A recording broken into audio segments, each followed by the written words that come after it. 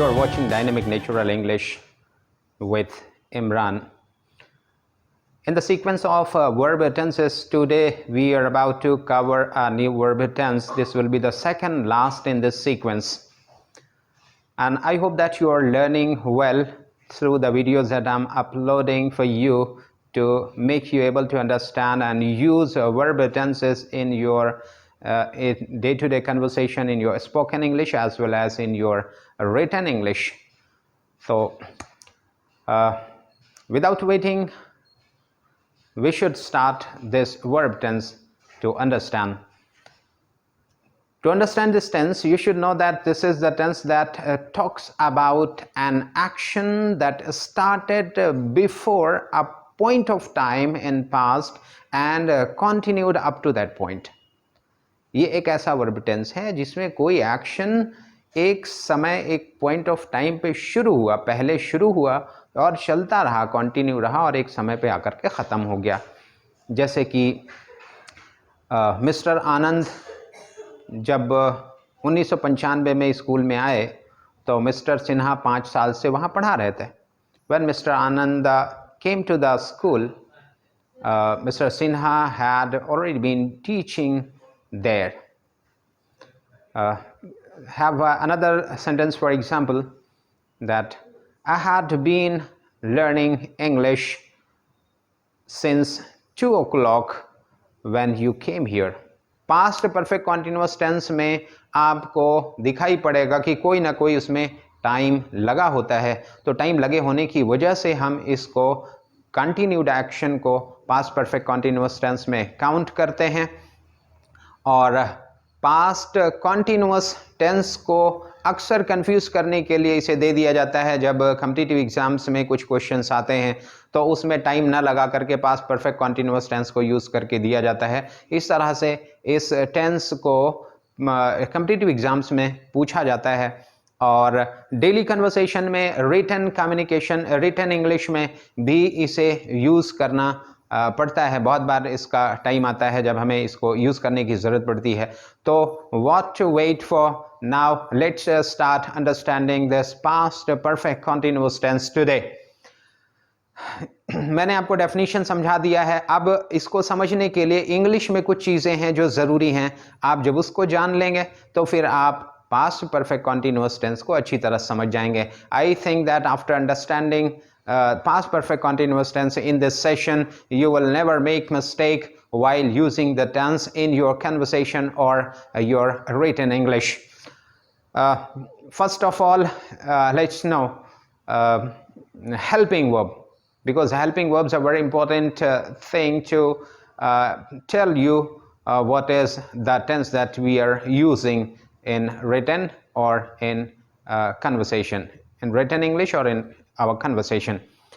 Helping verb में सिर्फ एक ऐसा हेल्पिंग वर्ब है जिसको हम सभी के साथ में यूज़ करते हैं, that is had been. Had been ही अकेला हेल्पिंग वर्ब होता है इस टेंस में जिसको सारे सब्जेक्ट के साथ में हम यूज़ करते हैं. आपको हम पहले बता चुके सब्जेक्ट क्या होते हैं. जो एक्शन करने वाला होता है वही सब्जेक्ट होता है. यानी कि किसी भी सेंटेंस में सबसे ज़रूरी कैरेक्टर जो है, एक्टर जो होता है, that is subject of the sentence. इसके बाद फिर मेन वर्ब की बात आती है. Main verb is the thing that describe the action that we are doing और वी आर डिस्क्राइबिंग अबाउट. जब हम किसी काम के बारे में बता रहे होते हैं तो वो एक्शन वर्ड से ही किसी काम के बारे में पता चलता है. तो एक्शन वर्ड के थ्रू हम किसी काम को यानी एक्शन को बताते हैं. उसका आईएनजी फॉर्म यानी प्रेजेंट पार्टिसिपल को हम यूज़ करते हैं पास्ट परफेक्ट कॉन्टिन्यूअस टेंस को बनाने के लिए. अब ये दो चीज़ें जो बहुत ज़रूरी होती हैं ये हो गई. इसके बाद आता है टाइम बताने के लिए हमें सिंस या फॉर. दो चीज़ों में से किसी एक का यूज़ करेंगे.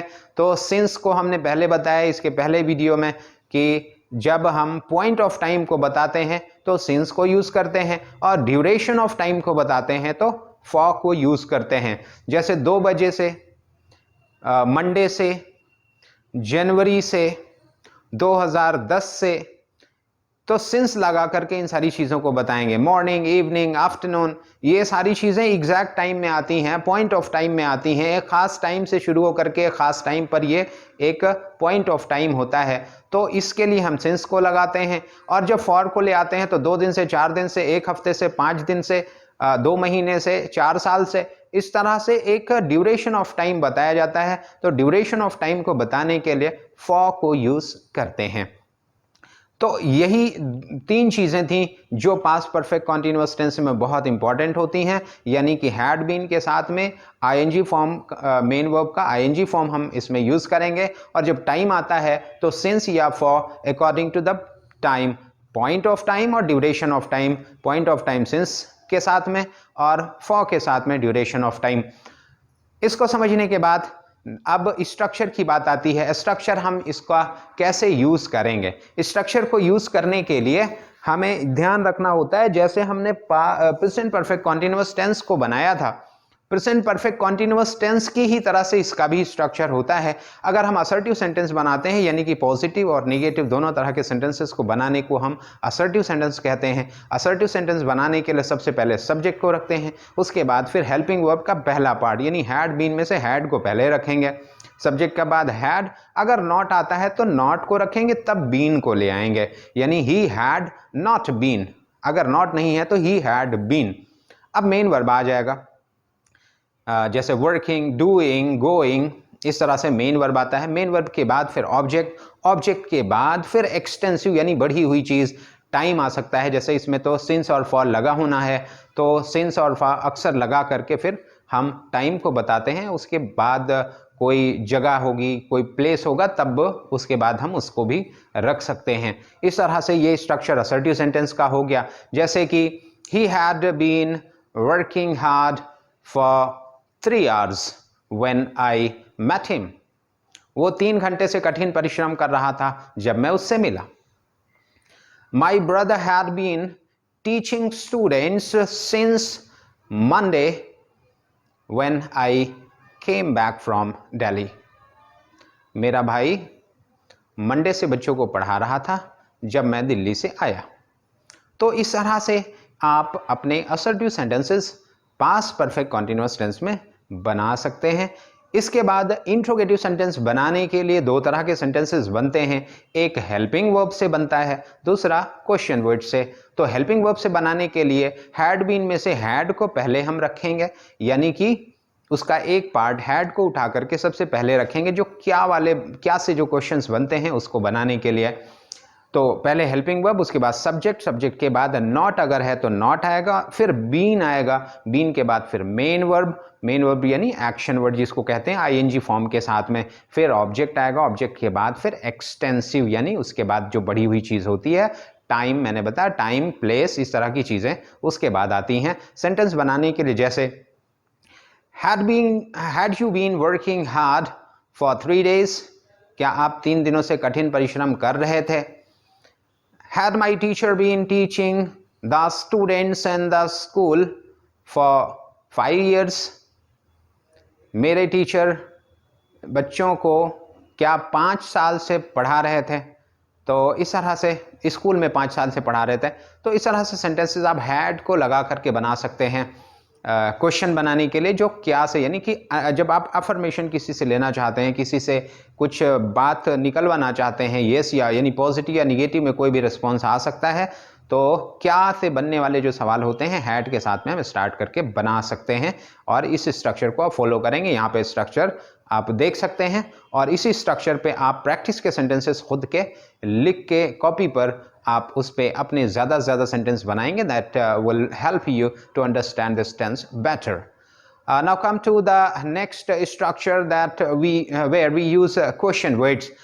In making interrogative sentences with question words, we have to put question words first, then had, after that subject, subject के बाद not, not के बाद been, been के बाद main verb के बाद object, object के बाद extensive. ये इंट्रोगेटिव सेंटेंस क्वेश्चन वर्ड्स के साथ बनाने वाले जो होते हैं, इनका ये स्ट्रक्चर हो गया। क्वेश्चन बनाने के लिए जैसे हम क्वेश्चन बना सकते हैं, for example where had he been wondering for 3 months. Where had he been wandering? कहाँ वो घूम रहा था? Where had he been wandering? Wander, W-A-N-D-E-R, not W-O. Wander का मतलब घूमना फिरना टहलना. तो वो कहाँ घूम रहा था? For 3 months, 3 महीने से. 3 महीने से वो कहाँ घूम रहा था? Why had you not been learning English for 3 days? Why had you not been learning English? आप अंग्रेजी क्यों नहीं पढ़ रहे थे, सीख रहे थे 3 दिनों से? आप 3 दिनों से अंग्रेजी क्यों नहीं सीख रहे थे? तो इस तरह से ये क्वेश्चन बन गया. तो आप बहुत सारे इस तरह के क्वेश्चंस अपने बना सकते हैं. I'll help you making your more questions, more sentences. That I'll give you some examples in the description box. You can find some more sentences in the description box, and the structure is given here. Note down these structures in your notebook to get referred again and again. This is the time that we have covered past perfect continuous tense, and I hope that this session will help you make sentences in past perfect continuous tense use in your conversation and in your written English. I hope that you have enjoyed this video, and you will not forget to practice a lot with the help of this video on past perfect continuous tense. Again, the last thing that I'd like to ask you is to share and subscribe this channel, and make sure that your friends, your family members, or the people those who are learning anywhere must be helped with this video if you share this video to them. Thank you for watching, and have a great day.